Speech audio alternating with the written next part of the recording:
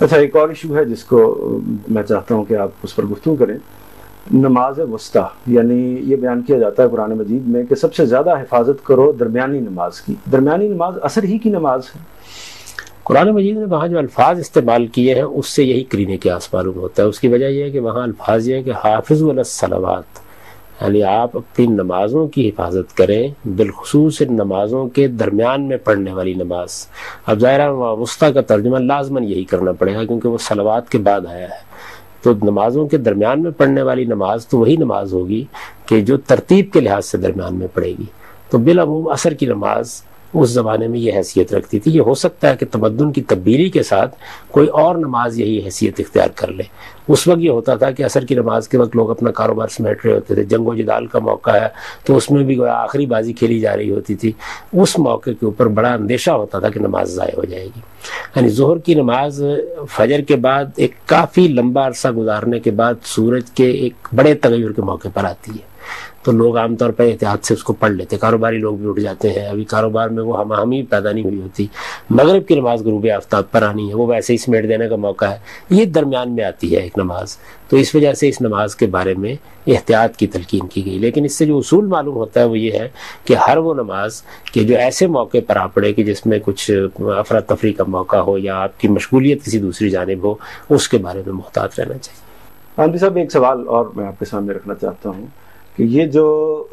بیان کیا جاتا ہے کہ پہلی صف کی خاص فضیلت ہے، ہر بندے کو کوشش کرنی چاہیے کہ وہ پہلی صف میں پہنچے اور دائیں طرف کھڑے ہونے کی کوشش کرنی چاہیے، تو پہلی صف کی فضیلت کس پہلو سے ہے؟ کہ آپ اللہ کی عبادت کے لیے جا رہے ہیں، مسجد میں جا رہے ہیں، تو اس میں آدمی کو سبقت لے جانے کی کوشش کرنی چاہیے۔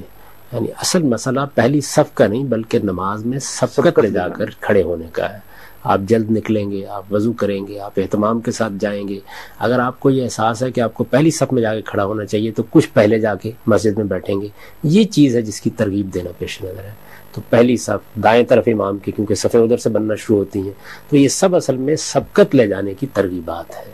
اور دین کے کسی بھی معاملے میں یہ معلوم ہے قرآن مجید سے کہ دو درجے ہیں، ایک یہ کہ آدمی عام طریقے پر دین کے حکم پر عمل کرتا ہے یا اللہ تعالیٰ کی ہدایت کے مطابق زندگی بسر کرتا ہے، اللہ تعالیٰ نے اس کے لیے اصحاب الیمین کی تعبیر اختیار کی ہے، ایک السابقون ہے جو ہر معاملے میں سبقت لے جانے کی کوشش کرتے ہیں۔ تو یہ سبقت نماز میں بھی ہے، یہ روزے میں بھی ہے، یہ حج میں بھی ہے، یہ زکوٰۃ میں بھی ہے، یہ انفاق کرنے میں بھی ہے، یہ دوسرے نیکی کے کام کرنے میں بھی ہے۔ جہاں اللہ توفیق دے سبقت کی کوشش کرنی چاہیے کہ آپ دوسروں سے آگے بڑھ کر نیکی کریں۔ اسی چیز کو ایک جگہ پر اصول میں بیان کیا کہ فاستبقوا الخیرات، یعنی شریعت کے احکام میں جو اختلاف ہوا ہے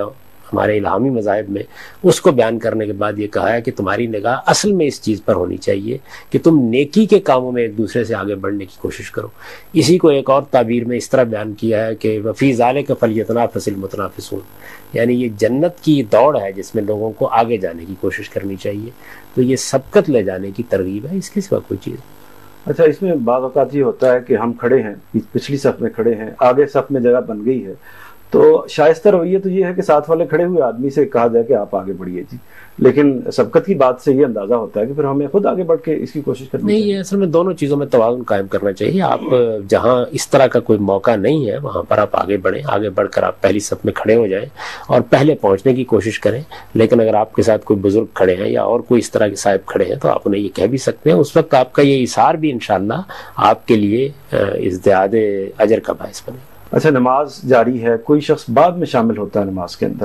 اس کو اور وہ تنہا ہے، اس کو تنہا صف بنا لینی چاہیے یا اس کا کوئی دوسرا طریقہ ہے؟ صحیح طریقہ تو یہ ہے کہ وہ آگے کھڑے ہوئے کسی آدمی کے کندھے پر ہاتھ رکھے اور وہ پیچھے آ جائے تاکہ ایک صف بنا لی جائے اور باقی لوگ مل جائیں۔ لیکن اس کی اب ہمارے ہاں لوگوں کو زیادہ تربیت نہیں رہی، یہ طریقہ ہی پسندیدہ ہے، اس وجہ سے اب تو اس کے سوا کوئی چارہ نہیں ہوتا کہ آپ اطمینان کے ساتھ کھڑے ہو جائیں، کیونکہ اندیشہ ہے کہ آپ ہاتھ رکھیں گے دوسرا آدمی آپ کے اشارے کو سمجھے گا نہیں۔ بہتر یہی ہے کہ آپ انفرادی طور پر کھڑے ہو جائیں جب تک یہ تعلیم لوگوں کو نہیں ہو۔ لوگوں کو تعلیم دینی چاہیے، ہمارے ائمہ کو بتانا چاہیے، انہیں اس کی تعلیم تربیت کا اہتمام کرنا چاہیے تاکہ صف بندی کا احساس رہے۔ لیکن اگر کسی جگہ یہ اندیشہ ہو کہ لوگوں کے علم میں نہیں ہوگا تو پھر آپ شروع کر لیں اور دعا کریں، ہو سکتا ہے کہ تھوڑی دیر میں کوئی دوسرا آدمی آ جائے اور آپ کے ساتھ مل جائے۔